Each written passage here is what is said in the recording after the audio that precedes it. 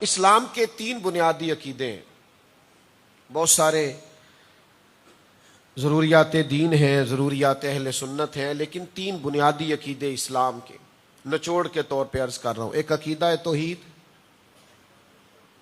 ایک عقیدہ رسالت اور ایک عقیدہ آخرت. یہ تین بنیادی عقیدے ہیں. یہ جو عقیدہ توحید ہے نا، اللہ کو ایک ماننا، رازق ماننا، خالق ماننا، مالک ماننا، اللہ تعالیٰ کو خالق حقیقی جاننا، یہ عقیدہ بندے کو مضبوط بڑا کر دیتا ہے. جب بندہ رب کو ایک مانتا ہے تو اللہ کے غیر سے ڈرتا نہیں. جب وہ اللہ کو ایک مانتا ہے اور سمجھتا ہے کہ اللہ تعالیٰ اپنی حکمت سے ہی سارے فیصلے کرتا ہے تو پھر اس کے اندر حسد پیدا نہیں ہوتا.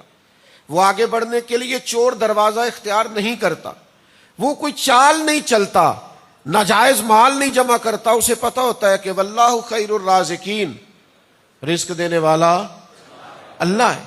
اور یہ جتنا بھی علم ہم حاصل کرتے ہیں نا،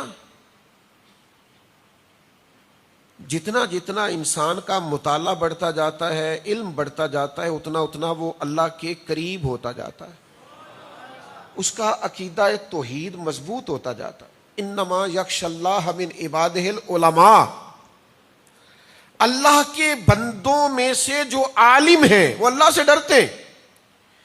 اور نبی کریم علیہ الصلوۃ والسلام نے فرمایا، میں تم سب سے بڑھ کر اللہ کو جاننے والا ہوں اور میں تم سب سے زیادہ رب سے ڈرتا ہوں. تو آپ کا علم اگر تو آپ کو اللہ کے قریب کر رہا ہے تو پھر اس کا مطلب ہے آپ رستہ صحیح اختیار کر رہے ہیں. لیکن تقریر کے نام پر، واعظ کے نام پر، شعر و شاعری کے نام پر، جماعتوں تنظیموں کے نام پر اگر آپ بے باک ہوتے جا رہے ہیں اور آپ سے خوف نکلتا جا رہا ہے تو اس کا مطلب ہے کہ آپ عقیدہ توحید کو سمجھ پائے نہیں ہیں. اور پھر دوسرے نمبر پہ عقیدہ رسالت ہے. میں آپ کو مشکل تشریحات میں نہیں لے کے جا رہا، بس ایک موٹی سی بات کرتا ہوں. بندے کا رب سے رشتہ کیا ہونا چاہیے، وہ رشتہ کیسے سمجھ میں آتا ہے، وہ عقیدہ رسالت کے وسیلے سے سمجھ میں آتا ہے. نبی پاک علیہ السلام کی سیرت کیا ہے جو ہم کہتے ہیں اس پر عمل ہونا چاہیے؟ سنت کیا ہے جو ہم چاہتے ہیں ہر حال میں اسے اپنانا چاہیے؟